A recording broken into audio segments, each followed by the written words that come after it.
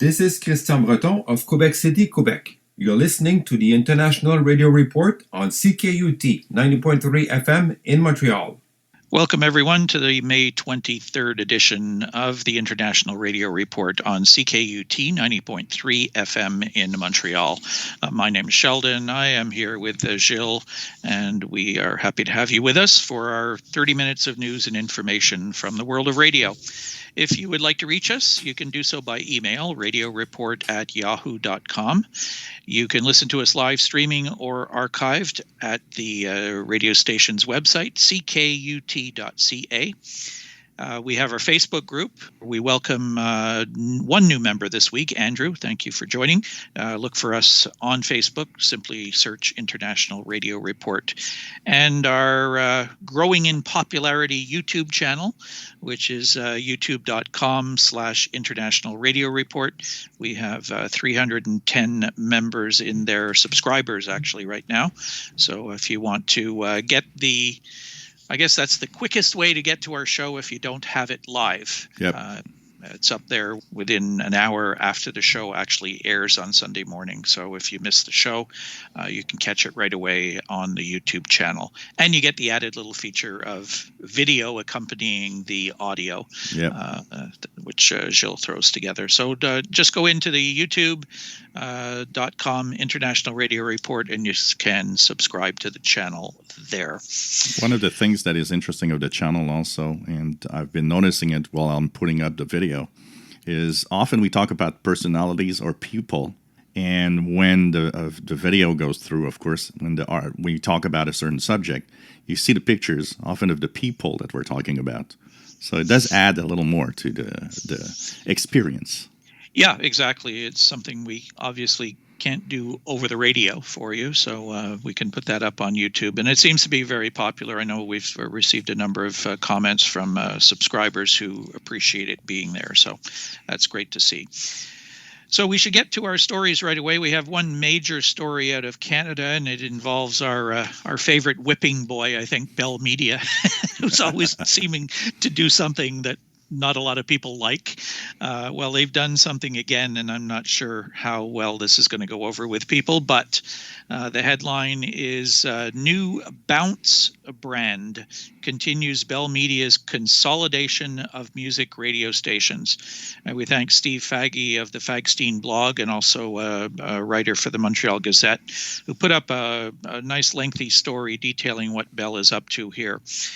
Bell Media took another step towards putting its 109 radio stations into neat little brand packages this week with the announcement of a new brand that they're calling Bounce, which has been applied to 25 of its stations, including all the Easy Rock stations in British Columbia, the Bob FM stations in Winnipeg and elsewhere, and the K Light station 102.9 in Hamilton.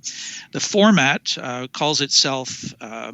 bills itself as favorites from the 80s, 90s, and 2000s, with an apparent focus on more pop and rock songs, with artists like Aerosmith, Tragically Hip, Bon Jovi, In Excess, Elton John, Michael Jackson, Oasis. It seems to be a way to bring the adult contemporary focus of easy rock, the nostalgia of the Bob FM stations, and the harder rock formats of 100.9, the Big Dog, or 105.3, the Fox, into sort of one big happy family, as they like to call it. The move makes Bounce the largest of the Bell Media brands by number of stations, though most of them are in smaller markets. It also, along with previously announced Move and Pure Country brands, reduces to just a handful the number of Bell stations that haven't been tied to a national brand. Steve says, I've written about brand consolidation recently, but this just further underscores how much cleaning up Bell in particular is doing with its brands, with 85 of its music stations now belonging to just 7 brands. So that's pretty much consolidation across the board. Oh, yeah. So we have 25 Bounce stations, which are adult hits, 16 Pure Country, 12 that are still called Virgin Radio, which is contemporary hits, 11 stations branded as Move, 4 stations as Funny, which is 24-hour-a-day comedy, and 4 sports talk stations, which are TSN Radio, and 2 business news stations under the name of Bloomberg Radio. In French, they only have 3. They have Énergie, which is contemporary hit radio or rock with 10 stations, Rouge FM, which is adult contemporary with 9, and Boom FM, which is adult hits with just 2 stations. I'm not sure what the difference between some of those are, but that's what they're calling them. So what's left? 14 stations left can be separated into 2 groups. 8 news talk stations and 6 music stations. And they go on to explain, what all those stations are. CJAD here in Montreal and News Talk 1010 CFRB are the 2 big ones, really, that are in that category. They have 6 remaining music stations that are sort of standalones. They, for whatever reason, they've decided to leave these as is. And we were talking about this before the show. These are some of the really well-known stations across Canada. We have Chaume FM in Montreal, a rock station. The Bear in Edmonton, which is a rock station. CJAY 92 Calgary, a rock station. Hits 97.7 in St. Catharines, also rock. Chum 104.5, hot adult contemporary, and AM 580, which is an oldie station. I think it's probably the only oldie station they have in Windsor, Ontario. So those, I guess, they're, as Steve goes on to say, they are what they are, like Chaume, for example. Chaume is an institution, I guess, here in Montreal as far as they've had so many different slogans for Chaume over the years.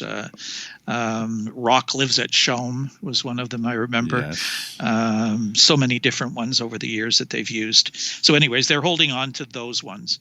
But the rest, Bell has killed some of their legacy brands like Magic 100, QMFM in Vancouver, Capital FM and KHJ in Fredericton, C100 in Halifax, Fly FM in Kingston, and 89X in Windsor are part of those stations that have been rebranded. So I don't know. Is this a good thing or not? I'm not sure. It's okay to play around and try to find a way of maximize the types of stations and all of that. I do find that Bounce is a weird, weird name, but when the name goes with the style of music and what you expect to hear, adult hits and Bounce for me don't really go together. It's not what I would think of. The other thing that I think is a little scary is as they continue playing around and trying to eliminate maybe some of the stations that have their identities and in different markets, it makes you think. You're thinking of here in Montreal particularly. I'm thinking of Chaume, and I'm like, you just killed off CJAD pretty much with all that you did recently. And it's not because CJAD is a station nobody listens to. It's actually the number 1 station in the English market. When you look at that, you're like, what could happen to Chaume eventually? Could they just decide, you know what, that just doesn't work with what we think should be popular and what people want. And we decide to rebrand this into something else, or just, use that brand and say, well, Chaume is going to be part of some category now that is going to be different from now on. That is scary, especially when you look at the fact that across North America, all the stations are getting so mainstream with pretty much the same programming, the same music. I joked all the time, is like, just turn the dial on that radio and FM, and I'm pretty sure there are quite a few stations you won't even know if you don't hear people talking and mentioning names, because they actually play the same thing. So this is crazy. And many of them are going to end up with the same DJs. I guarantee it. You're going to have generic programming on a lot of these stations. So if it's called Bounce, you can take anything, produce one Bounce program, I think other than the morning shows and the drive home shows, which will probably have real live people, a lot of the rest of the days on some of these FM music stations will be, if it's 2 o'clock in Edmonton and 3 o'clock in Winnipeg and 4 o'clock in Montreal, turn on a bounce station and you're probably going to hear the same song being played. Yeah, probably. And you'll have a DJ that's the same. A guy listening to a station in Edmonton doesn't know the name of the DJ on the station in Montreal, so it doesn't matter if it's the same guy. Yeah, absolutely. And I'm sure that's what's going to happen. You're going to have that generic programming where they voice track as well. They're not live sitting in a studio. This is the way that commercial FM radio is going. It's fortunate we have independent stations and community campus stations that can provide you with alternatives, because if you go to mainstream, it's going to be even more mainstream than it's ever been before. Yeah. And I'd be scared if I'd be at one of those stations that are left that have their individual branding. I'd be scared right now. I'd be thinking, how close are we from they deciding that maybe that isn't what we want anymore? Yeah, it's going to be interesting to follow this. They keep chipping away at it bit by bit. Every time we have one of these stories, it's more of this, as Steve says in his article, it's more consolidation. They're bringing it all together to package it in one nice little package that they can just plunk down on a frequency in a city, and away you go. And then they're wondering why we might go and stream our own music on our devices instead. Yeah, exactly. Anyway, so that's a big Canadian story for you. And wherever you are in Canada, you're probably going to feel the effects of it somewhere out there on some of your favorite stations. Yep, unfortunately. So what's happening with the sun this week? We have the sun did give us, of course, a minor geomagnetic storm due to a coronal mass ejection that happened on Tuesday. And since then, things have quieted down, and it's interesting because I just got a new radio, and I said, yeah, because I've got that new radio to test, the geomagnetic storm must be going on now to give me more hard time to listen to something. Now it's quieted down. The K-index has moved down to 1, which is pretty nice. The solar flux hovering around 72, 73. There is one sunspot, but it's a pretty quiet one, which is 28, 24. If you are in the United States and Canada, well, there's a little something happening this week you might want to wake up early for, especially if you're on the western side of North America. There's a total lunar eclipse coming up. This is on May 26th. There will be a lunar eclipse to watch. Now, the way that it works, the total lunar eclipse can be seen, but from a line that is west of, it goes from like Anchorage, Alaska, all the way down to Texas. If you're west of that line, you're actually going to see the eclipse, part of it, or even almost all of it. To the east side, like here in Montreal, we're going to see very little. It's going to be a penumbral eclipse, which is very difficult to see. But on the East Coast, like further south, there might be a slight part of the moon that will be in darkness while the moon is going to set. So why not take a look at that? It could be interesting. And bring out a radio, of course. Listen in to some shortwave maybe. So May 26th before sunrise. So you got to wake up early. For the rest, conditions are rather quiet. There is right now a coronal hole that's affecting with some solar wind, but it's going to quiet down through to the weekend, so it means today, Sunday, should be okay. And the week ahead shouldn't be too bad if things continue this way. But the best thing is to take that radio out and listen. Bonjour, vous êtes à l'écoute du International Radio Report sur CKUT 90,3 FM à Montréal, une émission de 30 minutes tous les dimanches matins qui parle du merveilleux monde de la radio, autant international que local.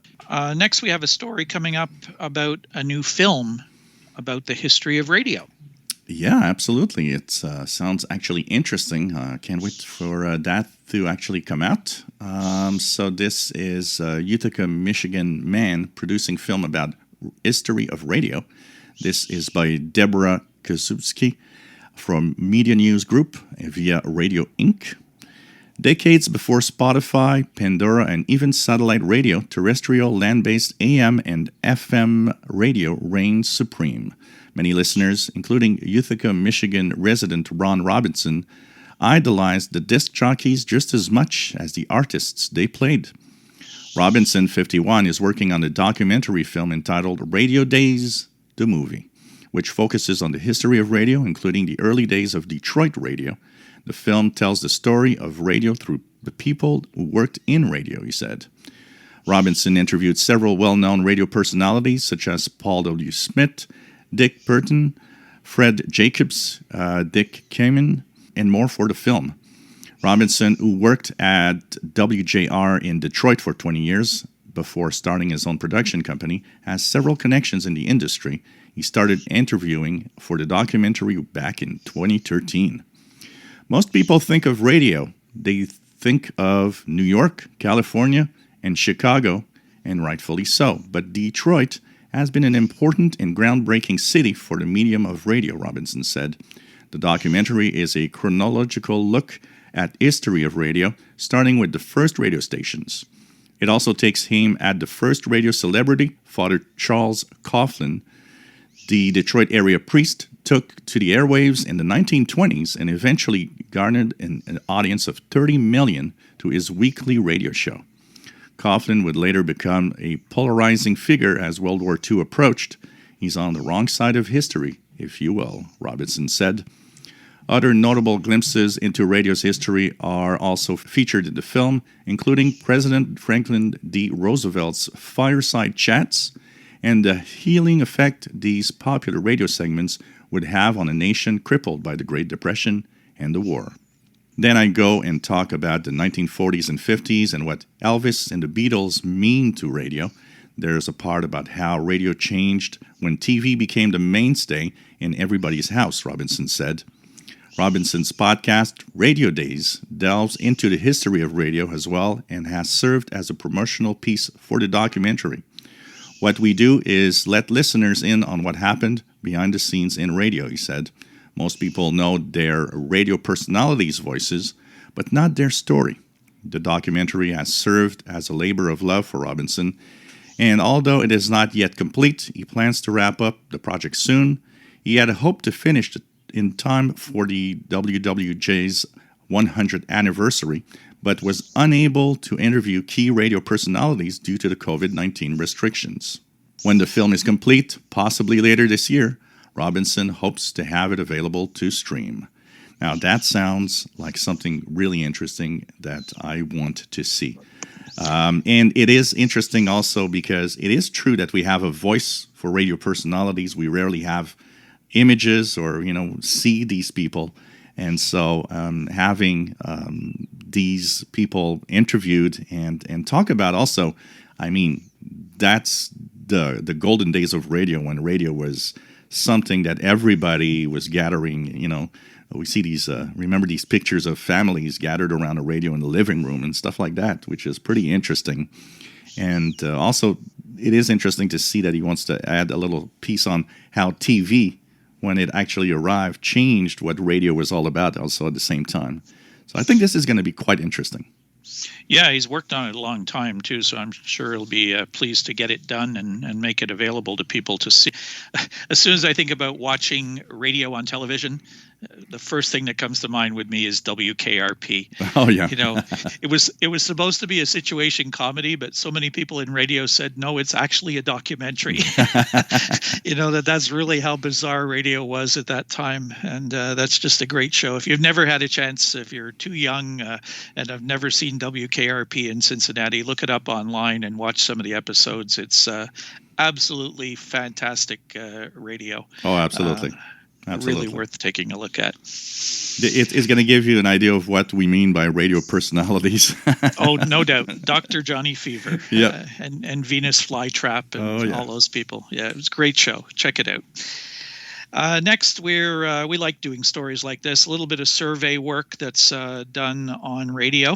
It comes from Consumer Insights via Inside Radio. Radio is tops for discovering new music. And I know a lot of people who won't believe this, but radio tied with music streaming apps as the top source for discovering new music at 35% each of all adults 18 plus, according to a March 2021 YouGov survey. Data from selected consumer market surveys conducted by the Media Audit during 2020 and 2021 reveals that radio reaches large majorities of adults in almost all age groups and income brackets who listened to Spotify and Apple Music during the past 7 days. These services account for approximately 80% of all music streaming listening. Despite the increasing popularity and subscriber bases of Spotify and Apple Music, radio remains a potent source for discovering new music, said Jill Medina, Southwest Market Manager, the Media Audit. Many broadcast analysts expected audio and video streaming services to gut radio listening and TV viewing numbers, but our data shows digital and traditional media are an almost perfect complementary mix for advertisers. The YouGov survey results show the percentages of adults who discovered new music on audio streaming services and radio increase as their income increases. The Media Audit data for the same selected consumer market surveys above mirrors this trend as well. Clearly, radio can deliver the ROI advertisers expect when their messages are presented to higher income adults who are also very active digital media users. The lesson here is digital and traditional media are not an either-or proposition, but an and opportunity for many businesses and advertisers. I'm not surprised. It's interesting because I consume my music by streaming a lot today. And I notice that I have a lack of knowledge of what's new since I'm doing that compared to I knew all the new songs and all the new artists when listening to radio, actually. And I think in the way we consume streaming, I tend to consume the streaming in the way that I want to. Of course, they do have songs and they do have artists that they want to try to push. So if you just leave it as is, for example, for me, YouTube Music will say, well, maybe you enjoyed this. I don't know if you know who they are. Yes, it does bring some of the new stuff a little bit, but I tell you, I really knew a lot more about what's happening with radio, and I think it's the case for a lot of people. And when we talk about, commute, we talk about driving because we talk often about cars being one of the places where we listen a lot to music. I think that is, and workplace, of course, work environment when the radio works. That's where you probably get a lot of the new stuff, and I'm not surprised that radio is still big and discovering new artists. Honestly, yeah, I'm in a different category. I think I learn about new music from reading about it first in many cases. Through different journals I receive, music magazines, newsletters, what have you, that come in through the internet, through email. And then I'll see about these new artists, and then I'll go and find them, whether it's on YouTube, wherever online that I can listen to them. And the second source is SiriusXM. Yeah. So many channels, so many different styles of music, some channels that are dedicated to new music. So that's another choice I have to go and find new music as well. So that's a little bit different. It's almost like a hybrid in there of, reading about something and then going to find it and listen to it. I think one of the things about SiriusXM, it's more in a radio-like format. Because, it's channels that you tune to and you hear what's coming at you, like listening to a radio station. Yeah, you're not picking the music. Yeah, where streaming is different. They're choosing it and feeding it to you. Yep. So, yeah, that's interesting. Anyways, everybody's got their own way, but and I think we now have options, which is a nice thing. So you can pick and choose whatever. I think a bit of a mix of everything is kind of nice, though, because you're going to miss some things if you only stick with one. So yeah, and I think the idea here is both are there, and people consume the way they want. And I don't think one hurts the other necessarily. It's just different ways of consuming our music. Next, we have a really neat story out of Hong Kong, and a DJ retiring. Yep. So Hong Kong's Ray Cordero, world's most durable DJ, retires at 96, and this is via BBC News via Radio World. A 96-year-old DJ in Hong Kong has hosted his final radio show after more than 7 decades in broadcasting. Ray Cordero thanked his listeners as he ended his program all the way with Ray on Saturday night. Well, that's it. Thank you very much for tuning in. Goodbye. Thank you for coming. The DJ, known as Uncle Ray, said in both English and Cantonese. His program has been running on Hong Kong's RTHK public broadcaster since 1970. Cordero is known for his baritone voice, flat cap, and easy listening playlist. In 2000, the Guinness Book of World Records awarded him the title of the world's most durable DJ. Cordero, who was born in Hong Kong of Portuguese descent, said in a recent interview he was the luckiest man in the world. To do what I want to do, to love what I want to love, and I don't think I have any regrets, he told RTHK. During his illustrious 72-year career, he got to know some of the biggest names in the music world, including the Beatles, Cliff Richard, and Tony Bennett. Now that is fun and nice to see, and such a long career, 72 years. Pretty cool. 96 years old and still on the radio. That's just mind-boggling. But talk about loving what you're doing, obviously, to stick at it for that long and to keep a following too, which is certainly interesting as well. So absolutely. Good retirement to Mr. Ray Cordero yes, in absolutely. Hong Kong. It's time for ham contests. It is. Only one, though, for you this week. And it's a big one. It's a worldwide contest. It's the CQ Worldwide WPX contest. It is CW only. It is 2 days long, 0000 May 29th to 23:59 Zulu May 30th, sponsored by CQ. The objective is for amateurs worldwide to contact as many amateurs and prefixes as possible during the contest period. Only 1.8, 3.5, 7, 14, 21, and 28 megahertz bands may be used, and they stress observance of established band plans is strongly encouraged. Because it is CW only, and it can get pretty crowded, and it's quite a challenging contest. But if you're into CW, very productive. You'll probably hear a lot of really interesting call signs. We'll put a link up to the complete details of the contest for you on our Facebook page. I think the main hams that are going to complain about it are the ones that are just above CW and that have digital modes, because often in these contests, forget it, CW's everywhere. Yep, exactly. Anyways, give it a shot. We'll put up the link for it. It's always a very, very busy contest. You're going to hear a lot. If you want to practice some CW, why not? Might be a time to do it. So some of these guys send really, really fast CW, though. So you better be ready for that. All right, we are done for this week. We thank you for joining us. You can check out the show later on the CKUT archive or on the YouTube channel, International Radio Report. We will be back again next week, and enjoy Monday. It's a holiday here in Canada, Victoria Day, and a holiday in Quebec. The Fête des Patriotes is the special holiday here in Quebec. So enjoy that, and join us again next week for the next edition of the International Radio Report on CKUT 90.3 FM in Montreal. Bye-bye for now. Bye-bye.